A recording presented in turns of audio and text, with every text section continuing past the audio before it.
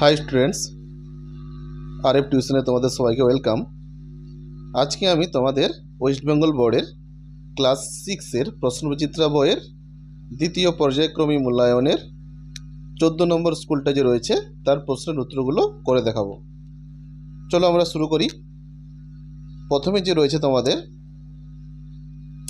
দেখো একের দাগের যে কোশ্চেনগুলো রয়েছে, লোহার প্রধান আকরিকটি হলো, উত্তরটা হবে হেমাটাইট।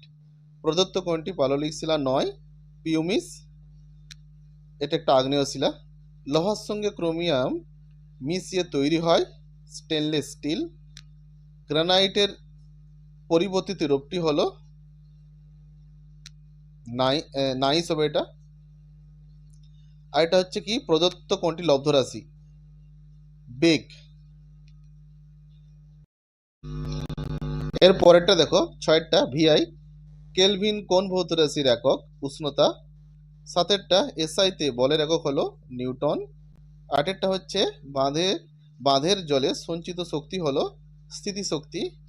9টা হচ্ছে প্রমাণ বায়ুমণ্ডলীয় চাপের মান হলো 76 সেন্টিমিটার পারদস্তম্ভের চাপের সমান। 10টা হচ্ছে গতিশীল গ্যাসের ক্ষেত্রে যে স্থানে বেশি বেগ বেশি সেই স্থানের গ্যাসের চাপ কম হবে। 11টা হচ্ছে কোনই বা হাঁটুতে রয়েছে হিঞ্জ সন্ধি। তারপরটা হচ্ছে রক্তের জীবাণুনাশক উপাদানটি হলো শ্বেত রক্তকণিকা। এরপরের দেখো 2-এর দাগের কোশ্চেন অ্যান্সারগুলো। প্রাকৃতিক গ্যাসের প্রধান উপাদান কি? প্রাকৃতিক গ্যাসের প্রধান উপাদান হলো মিথেন। একটি নবীকরণযোগ্য শক্তির উৎসের নাম লেখো। সৌরশক্তি বা বায়ু শক্তি। খনিজ তেলের প্রধান উপজাত দ্রব্য কি? খনিজ তেলের প্রধান উপজাত দ্রব্য হলো পেট্রোলিয়াম গ্যাস বা প্যারাফিন, মোম। কোন বস্তুর ভর কোন যন্ত্রের সাহায্যে কোন বস্তুর ভর কোন যন্ত্রের সাহায্যে পরিমাপ করা হয়? না, এটা সাধারণ তুলার সাহায্যে হবে এটা। আর একটি স্পর্শহীন বলের উদাহরণ হচ্ছে কি? না, স্পর্শহীন বল মহাকর্ষ বল। এসআইতে চাপের একক কি? না, চাপের পাস্কাল। আচ্ছা, তামা ও টিন মিশিয়ে কি তৈরি হয়? ব্রোঞ্জ বা কাঁসা। সত্য বা মিথ্যা? কোন বস্তু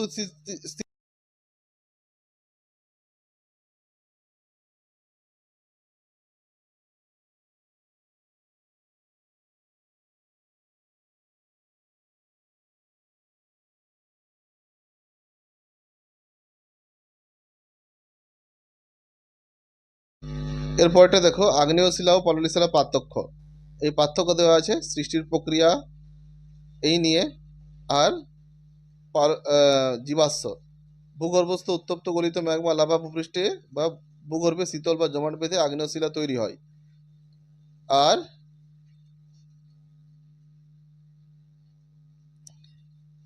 অন্যদিকে নদ নদী, বায়ু, হিমবাহ দ্বারা ক্ষয়প্রাপ্ত শিলাসমূহ স্তরে স্তরে সঞ্চিত ও জমাট বেঁধে পাললিক শিলা গঠিত হয়। জীবাশ্ম না, আগ্নেয় শিলায় অত্যন্ত উত্তাপের কারণে কোনো জীবাশ্ম থাকে না। আর পাললিক শিলায় উদ্ভিদের পাতা ও প্রাণীদের মৃতদেহ স্তরে চাপা পড়ে জীবাশ্ম সৃষ্টি। এরপর দেখো তিনেরটা, আকরিক কাকে বলে? না, প্রকৃতিতে মাটি বা পাথর খুঁড়ে যে সমস্ত খনিজ পদার্থ পাওয়া যায় এবং সেই খনিজগুলোর থেকে যখন লাভজনক ও সহজ উপায়ে কোনো ধাতু নিষ্কাশন করা সম্ভব হয়, তখন সেই খনিজকে ওই ধাতুর আকরিক বলে। তারপর হচ্ছে অ্যালুমিনিয়ামের আকরিক। অ্যালুমিনিয়ামের প্রধান একটি আকরিকের নাম হলো বক্সাইট। এছাড়াও ক্রায়োলাইট আর এই অ্যালুমিনিয়ামের অন্যতম আকরিক। এরপরের দেখো, চারেরটা হচ্ছে যে স্থিতি শক্তি ও গতিশক্তিকে একত্রে কি বলা হয়? না, এটা যান্ত্রিক শক্তি হবে। আর লিন্ডম্যানের 10% সূত্রটি লেখো। না, এক পুষ্টি স্তর থেকে অন্য পুষ্টি স্তরে খাদ্য বা শক্তি স্থানান্তরিত হওয়ার সময় পূর্ববর্তী স্তরের মোট শক্তির মাত্র 10% পরবর্তী স্তরে জীবের দেহে গঠনের সঞ্চয় করতে পারে। বাকি 90% শক্তি শ্বাসক্রিয়া, চলন ও তাপ হিসাবে পরিবেশে ক্ষয় হয়ে যায়। দুয়েরটা দেখো, বার্নৌলের নীতিটি লেখো। কোনো আদর্শ তরলের ধারারেখ প্রবাহে অসম প্রস্থচ্ছেদের নলের মধ্যে দিয়ে যাওয়ার সময় নলের কোনো অংশের গতিবৃদ্ধি পেলে সেই অংশের তরলের চাপ বা বিভব শক্তি হ্রাস পায়। অর্থাৎ তরলের মোট শক্তি তার মধ্যে রয়েছে চাপ শক্তি, গতিশক্তি ও স্থিতিশক্তির সমষ্টি সর্বদা ধ্রুবক থাকে। এরপরে দেখো তিনেরটা, 4-3, বাঁধের তলদেশ চওড়া করা হয় কেন? জলের গভীরতা বৃদ্ধির সাথে সাথে তরলের চাপও বৃদ্ধি পায়, তাই বাঁধের গভীরের অংশে জলের চাপ সবচেয়ে বেশি থাকে। এই উচ্চ জলের চাপ সহ্য করার জন্য এবং বাঁধকে ভেঙে পড়া থেকে রক্ষা করতে বাঁধের তলদেশ সবসময় চওড়া করা হয়। এরপর দেখো 4-3টা, প্রাথমিক বা মৌলিক রাশি কাকে বলে? যে রাশিগুলো স্বাধীন বা অন্য কোনো রাশির উপর নির্ভর করে না এবং যাদের সাহায্যে অন্যান্য রাশি গঠিত হয় তাদের প্রাথমিক বা মৌলিক রাশি বলে। যেমন দৈর্ঘ্য, ভর, সময়। এসআইতে আয়তনের একক কি? না ঘনমিটার। এরপরে দেখো আন্তর্জাতিক প্রমাণ মিটার কাকে বলে? ফ্রান্সে অবস্থিত আন্তর্জাতিক ওজন ও পরিমাপ ব্যুরোতে সংরক্ষিত একটি নির্দিষ্ট দণ্ডকে প্রামাণ্য ধরে দৈর্ঘ্যের একক নির্ধারিত করা হয়। 0 ডিগ্রি সেলসিয়াস তাপমাত্রায় একটি নির্দিষ্ট সংকর ধাতুর তৈরি দণ্ডের দুটি দাগের মধ্যবর্তী দূরত্ব থেকে 1 মিটার ধরা হতো। 1 লিটার সমান কত সিসি? 1 লিটার সমান 1000 সিসি।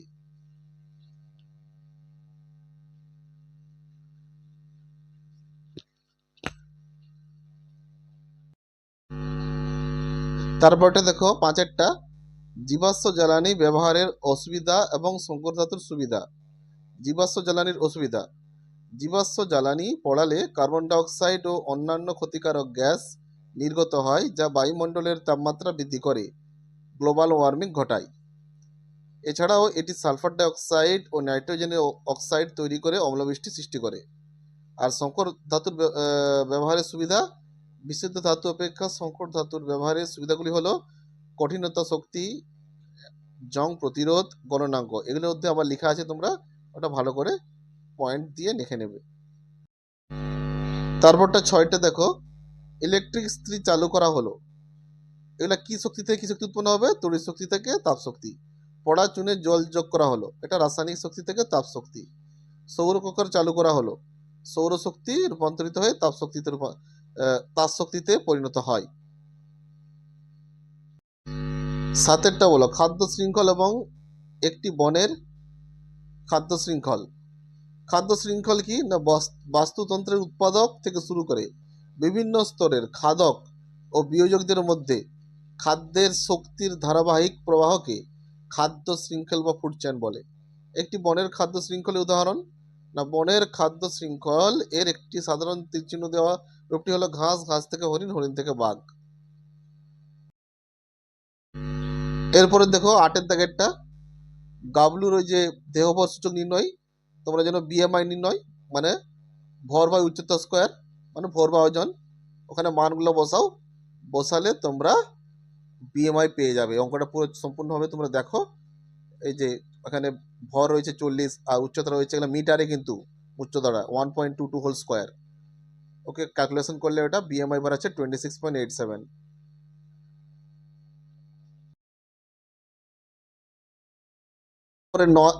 এর পরেরটা দেখো 9টা, শিরা ও ধমনির একটি পার্থক্য ও কাজ।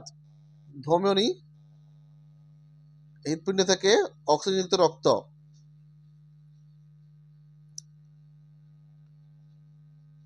ধমনী সাধারণত হৃৎপিণ্ড থেকে অক্সিজেনযুক্ত রক্ত বহন করে দেহের বিভিন্ন অংশে নিয়ে যায়, আর অপরদিকে শিরা সাধারণত দেহ থেকে কার্বন ডাই অক্সাইড যুক্ত রক্ত হৃৎপিণ্ডে ফিরিয়ে আনে। আর রক্তের একটি কাজ, রক্ত সারা দেহে অক্সিজেন, পুষ্টি উপাদান যেমন গ্লুকোজ, অ্যামাইনো অ্যাসিড, হরমোন ইত্যাদি পরিবহন করে। এরপরে হচ্ছে অস্থিসন্ধি। দেহের দুটি বা তার বেশি অস্থির সংযোগস্থলকে অস্থিসন্ধি বলে। আর দুইটা হচ্ছে সাধারণত লিগামেন্ট নামক কলার সাহায্যে হাড়গুলো এই স্থানে যুক্ত থাকে। ফুসফুসের সমস্যা দুটি লক্ষণ হচ্ছে শ্বাসকষ্ট বা ঘন ঘন নিঃশ্বাস নেওয়া আর দীর্ঘস্থায়ী কাশি, যার সাথে কফ বা রক্ত থাকতে পারে। তোমরা ভিডিওটা সম্পূর্ণ দেখো, সম্পূর্ণ দেখার পর যদি তোমাদের ভালো লাগে তাহলে চ্যানেলটিকে সাবস্ক্রাইব করে রাখো। আর তোমরা কি ধরনের প্রশ্নের উত্তর পেতে চাও